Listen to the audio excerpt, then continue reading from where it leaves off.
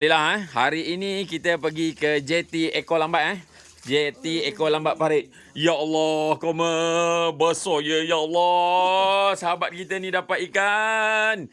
Chow, berapa kilo ni, Chow? Entah, lenguh tangan. Ya Allah, ya Tuhanku. Ini 3 kilo tak lari. Ho, lama. Ini baru pakai timbang ni, belum timbang digital betul lagi. 3 kilo lebih kurang dalam 3 kilo 400. Lebih kurang 3 kilo 400. Sikit lagi lah. Nak 3 kilo 400. 3 kilo 400 kau mah. Cek kau mata ke weh. Ikan apa agak-agaknya ni weh?